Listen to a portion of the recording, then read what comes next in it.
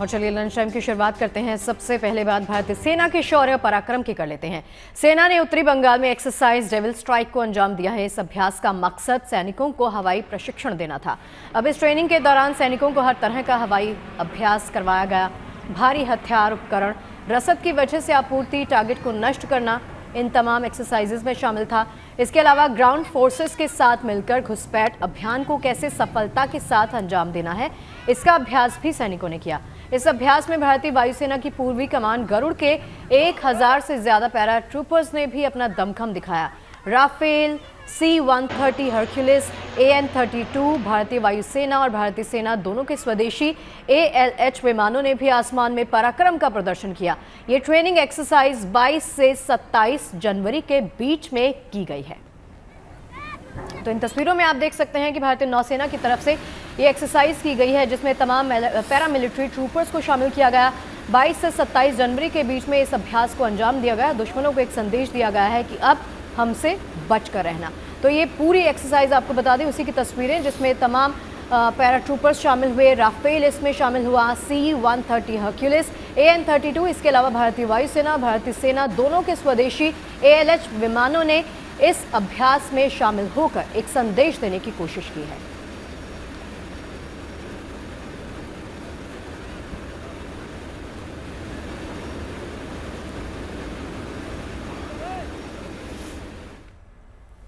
और अब बात भारतीय नौसेना के पराक्रम की। नौसेना ने एक बार फिर न सिर्फ पराक्रम का परिचय दिया बल्कि इंसानियत की मिसाल भी पेश की है। भारतीय युद्धपोत INS सुमित्रा ने सोमवार को अदन की खाड़ी में सोमाली समुद्री लुटेरों को करारा जवाब दिया और 19 पाकिस्तानी नागरिकों समेत ईरानी जहाज को बचाया है। पिछले 36 घंटों में नौसेना का ये दूसरा रेस्क्यू ऑपरेशन है।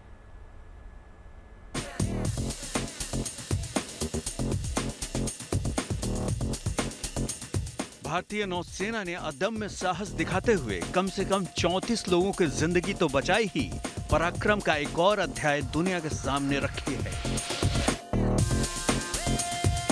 नौसेना की युद्धपोत INS सुमित्रा ने बहादुरी की मिसाल पेश करते हुए पिछले 36 घंटे में 2 जहाजों को सोमालियन समुद्री लुटेरों से बचाया है।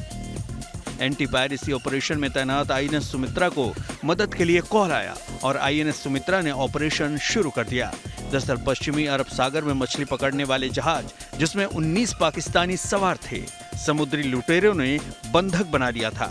नौसेना ने अपने जज्बे और बहादुरी से न सिर्फ पाकिस्तानी बंधकों को सुरक्षित निकाला बल्कि कई लुटेरों को हथियार डालने पर मजबूर कर दिया।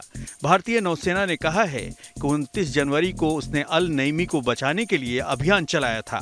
नौसेना ने इस ऑपरेशन के बाद कई लुटेरों को गिरफ्तार कर लिया है।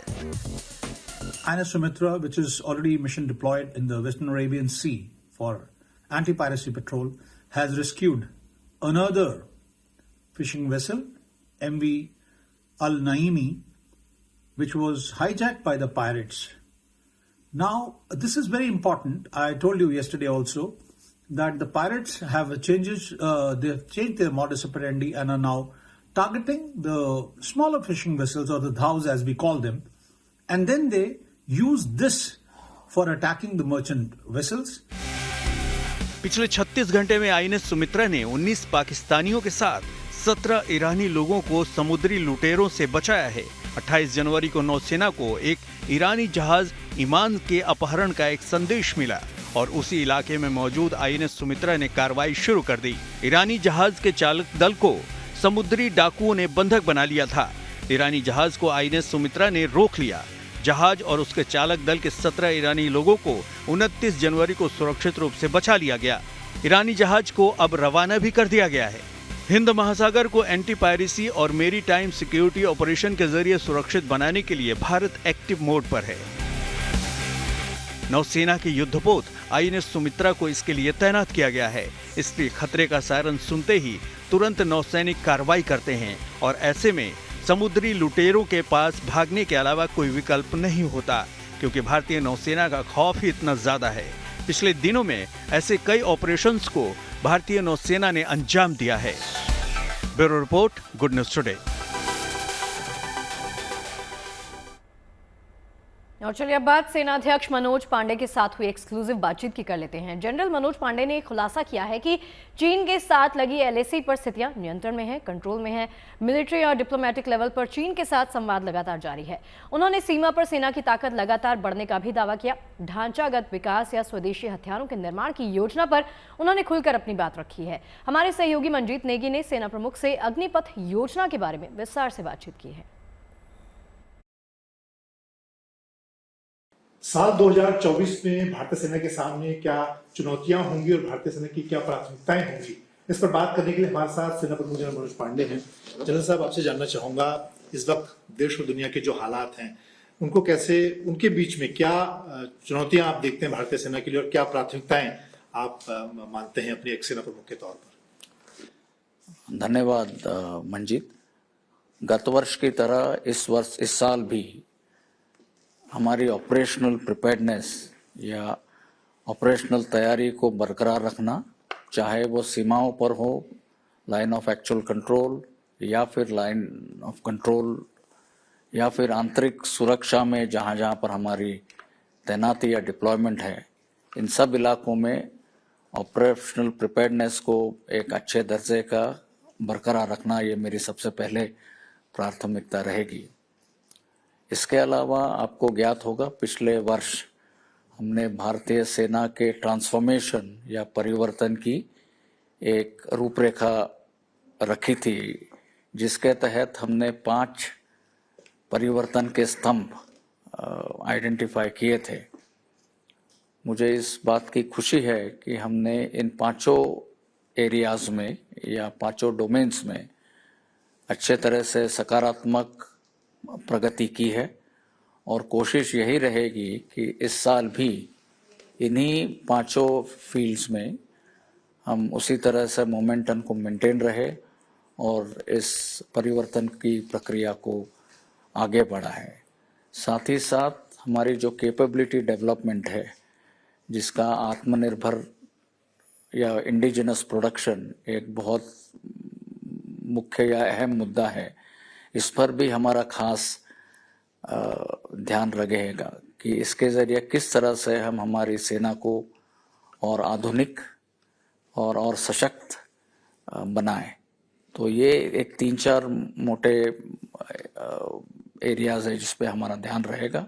आपने पूछा चुनौतियां क्या है। चुनौतियां जिस तरह से सीमा पर स्थिति है, उसको सही मायने में हमने उसकी तैयारी रखना, वो एक चुनौती रहेगी। पर इस चुनौती का हम सामना टेक्नोलॉजी इन्फ्यूजन से, मॉडर्नाइजेशन से, इंफ्रास्ट्रक्चर डेवलपमेंट पर ध्यान देकर, मुझे लगता है इन सभी विषयों में हम आगे बढ़ने में पूरी तरह से तत्पर भी है और प्रयत्नशील भी है।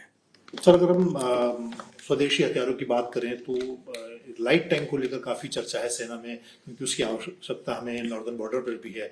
उसको लेकर क्या इस वक्त आप बता पाएंगे, क्या प्रोग्रेस है उसकी, कब तक वो सेना में शामिल हो पाएगा? आपने सही कहा, लाइट टैंक जो कि हमारे नॉर्दर्न बॉर्डर्स, पहाड़ी और बर्फीले इलाके में की जरूरत थी, इसमें हमने काफी प्रोग्रेस किया है। इसको हम 2 तरीके से, 2 रूट्स के जरिए आगे बढ़ा रहे हैं। एक है डिजाइन एंड डेवलपमेंट, जिसमें DRDO के साथ मिलकर हम आगे ये कर रहे हैं, जिसमें कि तकरीबन 59 या 59 लाइट टैंक्स का क्वांटिटी तय हुई है। ज़रूरत लाइट टैंक्स की हमने जो इनिशियली देखी है तकरीबन 354 बनती है। तो DRDO का जो लाइट टैंक है, इस साल के मई-जून तक मुझे उम्मीद है वो ट्रायल के लिए हमको दिया जाएगा। और जो मेक 1 रूट के जरिए तकरीबन 6 या 7 इंडस्ट्रीज ने उस पर अपनी दिलचस्पी दिखाई है और वो अभी प्रक्रिया फिलहाल शुरू है। और जब हम उसके 2 डेवलपमेंट पार्टनर्स आइडेंटिफाई करेंगे, उनको फिर प्रोविजनल सैंक्शन ऑर्डर देकर तकरीबन मुझे लगता है और 2 से 3 साल के बीच में लाइट टैंक्स का ट्रायल्स खत्म होने के बाद हम इसको और आगे ले पाएंगे। पर जितने भी हमारे मेजर हेवियर प्लेटफॉर्म्स है, उस श्रृंखला में लाइट टैंक्स, मुझे लगता है ये एक महत्वपूर्ण पहला कदम आगे होगा। आपने कहा कि लाइट टैंक काफी महत्वपूर्ण होगा सेना के लिए। कुछ ऐसे सिस्टम या हथियार आप बता पाएंगे जो आपके खासतौर से आपके कार्यकाल के दौरान सेना को हमने नॉर्दर्न बॉर्डर में तैनात किया हो या दूसरी सरहद पर हमने सेना को मजबूत करने की दिशा में ऐसे सिस्टम हथियार हमने तैनात किए? ये अलग अलग डोमेन से अलग अलग फील्ड्स में है। सबसे पहले यदि मैं मोबिलिटी और प्रोटेक्शन की बात करूं, उसमें हमने पिछले 1 साल में QRF मीडियम और QRF हेवी व्हीकल्स ये हमने ईस्टर्न लद्दाख इलाके में डिप्लॉय किए हैं या तैनात किए हैं।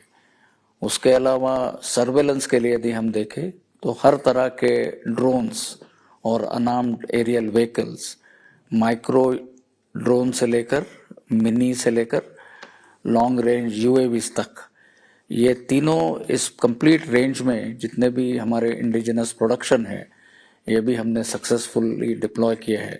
साथ ही में लॉजिस्टिक ड्रोन्स, ये भी मुझे लगता है एक बहुत इम्पॉर्टेंट अचीवमेंट हमने हासिल की है। कम्युनिकेशन के लिए radio set, software defined radios, ज़्यादा सिक्योर कम्युनिकेशन, ये भी एक हमारा खास करके फोकस एरिया रहा है। उसी तरह से न्यू फैमिली ऑफ माइंस या सुरंगे, बारूदी सुरंगे, उसमें एंटी पर्सनल से लेकर एंटी टैंक तक, मोबिलिटी के लिए असॉल्ट ट्रैकवेज। तो इस तरह से मोबिलिटी के इलाके में भी काफ़ी वृद्धि हुई है। टैंक्स को यदि लेकर चले तो नाइट एनेबल्ड की बात हो या फिर और इफेक्टिव एमुनिशंस हो, आर्मामेंट हो, वो भी एक हमारे लिए अहम मुद्दा रहा है। सर, आपने अग्निवीर की बात की, उसको लेकर भी काफी चर्चा होती है सेना में। क्या आपका आकलन क्या है कि जैसे आपने कहा कि एक तरह से तैनाती हो गई अग्निवीरों की सेना में, उसको लेकर क्या और आप बताना चाहेंगे, किस तरह से सेना इसको लेकर आगे बढ़ेगी? हमारे पहले 2 बैचेस या 3 बैचेस अग्निवीर्स के अपनी 31 हफ्ते की प्रिलिमिनरी या रिक्रूट ट्रेनिंग के बाद अभी हमारे यूनिट्स में तैनात है, जिसमें कि फॉरवर्ड एरियाज और LAC LC पर भी यूनिट्स है, जहां पर भी ये अभी तैनात है। जो हमको इनिशियल फीडबैक मिला है ये बहुत अच्छा है, सकारात्मक है और उत्साहवर्धक है, तो ये एक अच्छी बात है। अग्निवीर का यूनिट्स में सही मायने में एसिमुलेट होना, इंटीग्रेट होना, मैं समझता हूँ ये एक बहुत ज़रूरी चीज़ है। और उतना ही ज़रूरी है कि हम उनका सही तरीके से उनका सिलेक्शन या चयन करें 4 साल के फलस्वरूप जो हमारे साथ रहेंगे। तो उसमें हमने एक बहुत निष्पक्ष, पारदर्शी एक प्रक्रिया असेसमेंट सिस्टम इंस्टीट्यूट किया है, जिसको हम आसान बोलते हैं। तो वो भी मैं समझता हूँ एक अच्छी पहल है। इसके साथ ऑनलाइन कंबाइंड एंट्रेंस एग्जामिनेशन और इस तरह की जो बाकी प्रक्रिया है, ट्रेनिंग के दौरान सिमुलेटर्स का लाना, टेक्नोलॉजी का लाना, इन सब चीज़ों को ध्यान में रखते हुए मेरी समझ में हम अग्निवीर और उसकी दिशा में सही तरह से आगे बढ़ रहे हैं। और मुझे पूरा भरोसा और यकीन है कि 4 साल बाद इसका नतीजा और रिजल्ट सकारात्मक रहेगा। अयोध्या देश का नया टूरिस्ट हब बनने जा रहा है। राम मंदिर के साथ पूरी अयोध्या नगरी का कायाकल्प किया जा रहा है। नया घाट से गुप्तार घाट के बीच में श्रद्धालु वाटर मेट्रो का भी लुत्फ ले पाएंगे। ये वाटर मेट्रो सरयू घाट पर मौजूद रहेगी और आगे तक ये 10 किलोमीटर तक इसको जाएगी, कवर करेगी एरिया। हम इस वाटर मेट्रो में बैठे हुए हैं। आप देखिए इसमें जो कैपेसिटी है वो तकरीबन 50 लोगों की कैपेसिटी है जहाँ पर बैठ सकते हैं। और ये पूरी सरयू में पूरी तैयार है चलने के लिए और इसमें सारी व्यवस्थाएं हैं किस तरीके से ये वाटर मेट्रो जो है संचालन करेगी सरयू घाट पर। श्रद्धालुओं को इस सरयू का पूरा नज़ारा दिखाएगी। यहाँ से ये जो चलेगी, यहाँ से शुरुआत होगी इस नए घाट से इसकी और आगे गोप घाट तक जाएगी। यानी कि ये जो सरयू का आप किनारा देख रहे हैं, यहाँ से ये पूरा चलेगी।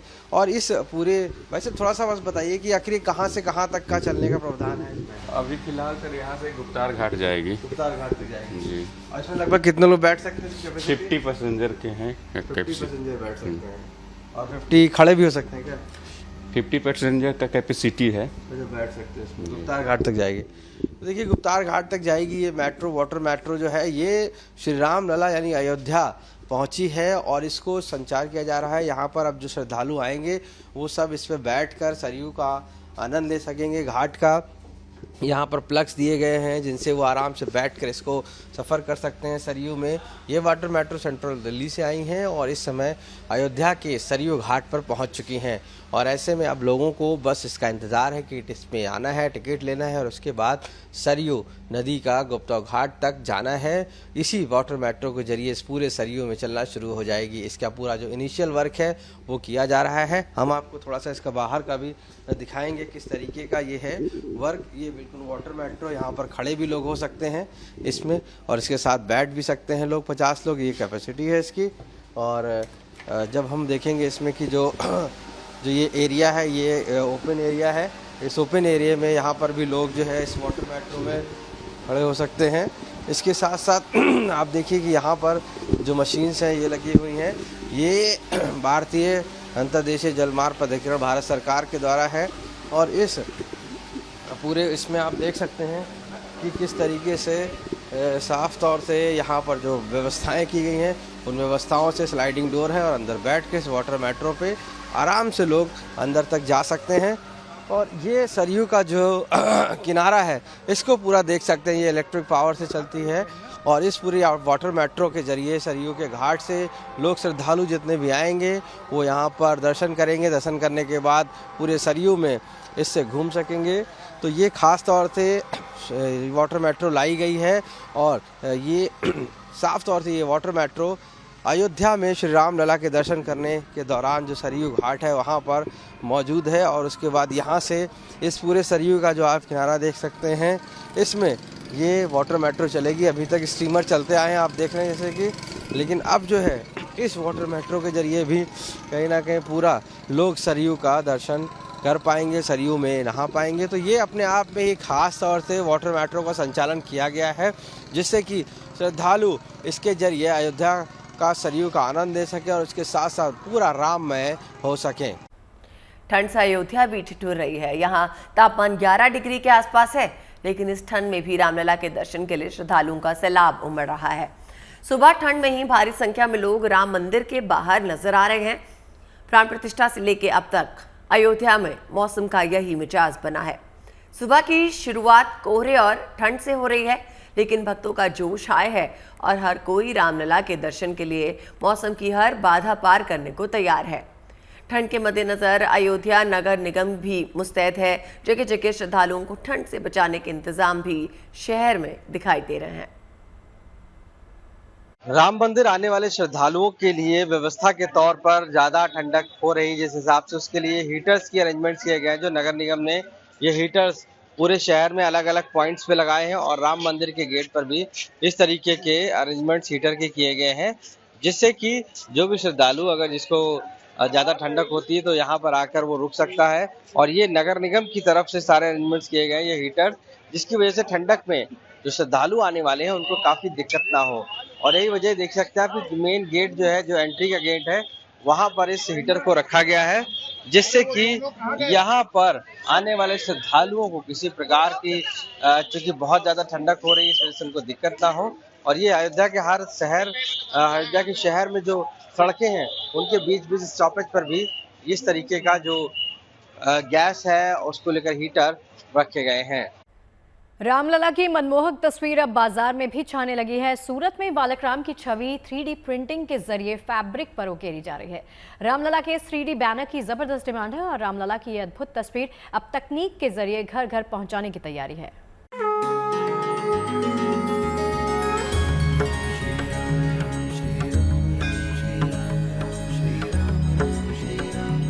हर कोई अयोध्या धाम पहुंचकर इस मनमोहक मूरत को निहारना चाहता है, दिल में बसाना चाहता है, लेकिन सभी भक्तों के लिए ये मुमकिन नहीं।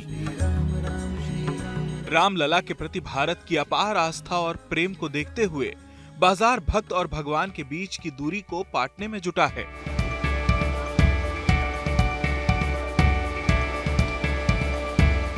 लिहाजा रामलला की यह अद्भुत छवि अब बाजार की रौनक बढ़ाने जा रही है।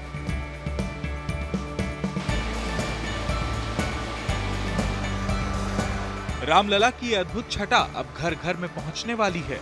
सूरत में तो रामलला की 3D प्रिंटिंग का काम शुरू भी हो गया है। यहाँ फैब्रिक पर डिजिटल प्रिंटिंग के जरिए रामलला के भव्य स्वरूप को उकेरने की कोशिश की गई है और इस 3D बैनर की बाजार में जबरदस्त डिमांड है। इसको फैब्रिक पे छापने के बाद हम लोगों को लगा कि हाँ वाकई में अब कोई चीज़ ऐसी है ये जो कि हूबहू रामलला की तस्वीर से मैच करती है, तो इसको हमने बाज़ार में उतारा है। इसके ऑर्डर्स आ रहे हैं और आप ये मान के चलिए करीब 8 से 9 हज़ार मीटर हम लोग कपड़ा इस पर प्रिंट कर चुके हैं और आगे भी डेली लोगों की इंक्वायरीज चालू हैं, ऑर्डर्स आ रहे हैं। पोस्टर्स के ऑर्डर्स हमारे पास हर जगह से आ रहे हैं, अयोध्या, बॉम्बे, असम, कलकत्ता और हरिद्वार तक से आ रहे हैं और हम लोग उन सबको डिस्पैच कर रहे हैं और बिल्कुल वही सेम 3D जो मूर्ति है वैसा ही सेम हम लोगों ने बनाया है।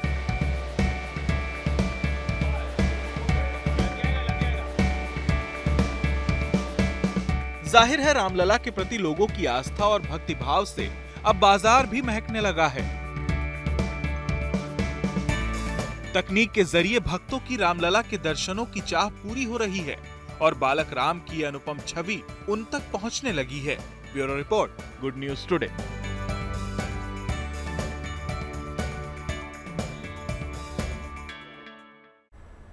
हरिद्वार से अयोध्या धाम के लिए आस्था स्पेशल ट्रेन का शुभारंभ किया गया है। इस ट्रेन सेवा के शुरू होने से हरिद्वार, ऋषिकेश, देहरादून समेत गढ़वाल और कुमाऊं क्षेत्र के राम भक्तों को सहूलियत मिलेगी।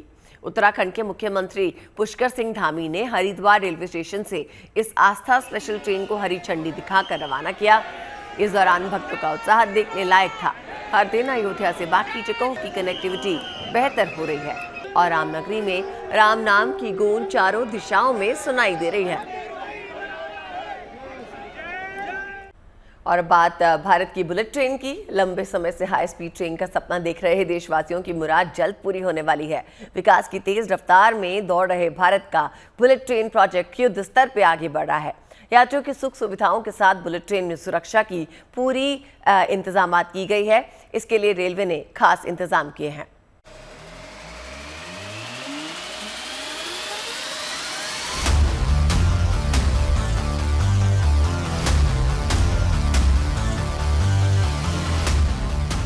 भारत में बुलेट ट्रेन का सपना जल्द साकार होने वाला है।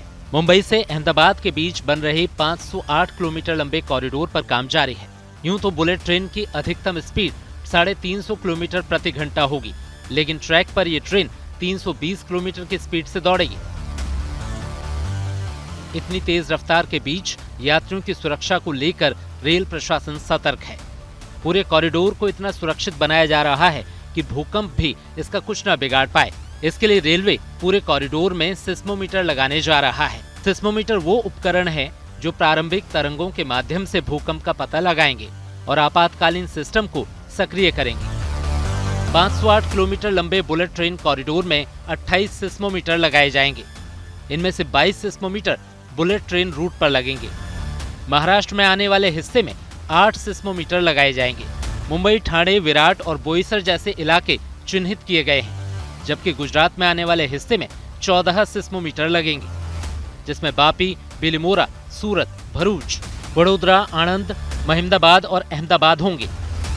बाकी बचे 6 सिस्मोमीटर उन इलाकों में लगेंगे जो भूकंप को लेकर संवेदनशील माने जाते हैं, जिनमें 4 महाराष्ट्र के हैं, खेड़, रत्नागिरी, लातूर और पांगरी, जबकि 2 गुजरात के अदेसर और ओल्ड भुज में हैं। National high speed rail corporation limited ने सिस्मोमीटर लगाने के लिए जिन इलाकों का चयन किया है वो काफी अहम है, जहां पिछले 100 सालों में भूकंप की तीव्रता 5.5 से ज्यादा रही, वहां ये सिस्मोमीटर लगाए जा रहे हैं। अब ये भी जान लीजिए कि आपातकाल में बुलेट ट्रेन की मदद कैसे करेगा सिस्मोमीटर। सिस्मोमीटर प्रारंभिक तरंगों से भूकंप का पता लगाएगा। भूकंप के झटके की जानकारी होने पर सिस्टम एक्टिव हो जाएगा। ऑटोमेटिक सिस्टम से कॉरिडोर की बिजली अपने आप बंद हो जाएगी। बिजली सप्लाई बंद होने से आपातकालीन ब्रेक सक्रिय हो जाएंगे। भूकंप प्रभावित इलाकों में चल रही बुलेट ट्रेन रुक जाएगी। भारत में बुलेट ट्रेन प्रोजेक्ट प्रधानमंत्री नरेंद्र मोदी का ड्रीम प्रोजेक्ट है। ये प्रोजेक्ट भारत और जापान की अटूट दोस्ती की भी मिसाल है। रेलवे इस प्रोजेक्ट में किसी भी तरह की खामी नहीं छोड़ना चाहता। खास बात यह है कि बुलेट ट्रेन को भूकंप से सुरक्षित बनाने वाले इस पूरे प्रोजेक्ट पर जापानी विशेषज्ञ भी नजर बनाए हुए हैं। Bureau report, good news today.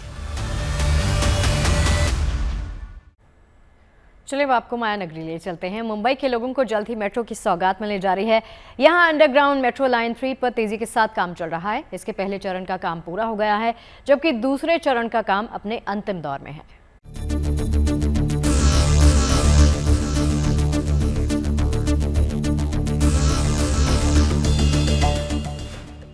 Mumbai में बन रही है देश की सबसे लंबी अंडरग्राउंड मेट्रो, ताकि मुंबई के लोगों को लोकल ट्रेन और बसों के मुकाबले सफर के लिए एक बेहतर विकल्प मिल सके। इस लंबे अंडरग्राउंड मेट्रो के काम को 3 फेज में बांटकर किया जा रहा है, जिसमें फेज 1 का काम लगभग पूरा हो चुका है। जल्दी ही इस पर ट्रेनों की आवाजाही भी शुरू हो जाएगी। दूसरे फेज में मेट्रो 2A पर भी तेजी से काम हो रहा है। अच्छी बात यह है कि फेज 3 यानी मेट्रो लाइन 3 पर भी काम शुरू हो गया है। हाल ही में मेट्रो 2A और लाइन 7 शुरू की गई, जो कि अंधेरी से दहिसर तक थी, और अब जल्द ही देश का सबसे लंबा अंडरग्राउंड मेट्रो शुरू होने जा रहा है, जिसको एक्वा लाइन भी कहा जाता है। मेट्रो 3 भी नाम दिया गया है। ये मेट्रो जल्द ही शुरू की जाएगी, जिसके फेज 1 का काम पूर्ण तरीके से संपन्न हो गया है और ट्रायल रन शुरू कर दिए गए हैं। ये फेज 1 में बीकेसी से लेकर गोरेगांव आरे तक इस फेज 1 को शुरू किया जाएगा। वहीं फेज 2 बीकेसी से लेकर कोलाबा तक होगा। मेट्रो लाइन 3, जिसे कोलाबा बांद्रा सीब्स कॉरिडोर भी कहा जा रहा है, ये पूरी तरह से अंडरग्राउंड मेट्रो होगी। जब ये बनकर तैयार होगा तो इससे हर रोज करीब 17 लाख लोग यात्रा कर सकेंगे। हर 3 से 4 मिनट पर मेट्रो ट्रेन की सुविधा होगी और एक बार में करीब 2500 यात्री मेट्रो से सफर कर सकेंगे। सुरक्षा के लिहाज से भी इसे आधुनिक तकनीक से लैस किया जा रहा है। देश के अलग अलग हिस्सों में जो मेट्रो चलती हैं, उसमें सिक्योरिटी के लिहाज से जो यात्रियों के पास प्लेटफॉर्म पे जो सिक्योरिटी सिस्टम होता है वो हाफ डोर का होता है, मगर इस मेट्रो लाइन में सिक्योरिटी पर ज़्यादा तवज्जो दी गई है और उसके लिए फुल स्क्रीन डोर्स लगाए गए हैं, जिससे यात्री कोई दुर्घटना में ना फंसे और उनकी जान न चली जाए। मेट्रो लाइन 3 की बात करें तो ये करीब 33.5 किलोमीटर लंबी होगी और पूरी तरह से भूमिगत होगी। इसमें कुल 27 स्टेशन होंगे। कोलाबा से सिब्स तक की यात्रा 1 घंटे में तय होगी। Nariman point, cuff parade, fort, lower Parel, BKC और SEEPZ MIDC सहित 6 प्रमुख व्यवसाय और रोजगार केंद्रों से कनेक्टिविटी होगी। यानी मुंबई के लोगों को जल्द ही बड़ी सौगात मिलने वाली है। पहले चरण में आरए से बीकेसी तक जोड़ने वाले मेट्रो का काम पूरा हो गया है। वहीं दूसरे फेज के तहत बीकेसी से कफ परेड तक को जोड़ने वाली मेट्रो का काम भी अंतिम चरण में है और अब तीसरे फेज यानी मेट्रो लाइन 3 पर भी काम शुरू हो गया है। पारस दामा, गुड न्यूज टुडे। और चलिए इसी के साथ पहुंच गए हैं लंच टाइम के अंतिम पड़ाव पर, जहां पर आपको दिखाएंगे किसी महान शख्सियत की कही बातें। आज के विचार का वक्त हो चला है। महात्मा गांधी ने कहा है कि व्यक्ति अपने विचारों के सिवाय कुछ नहीं, वो जो सोचता है वही बन जाता है।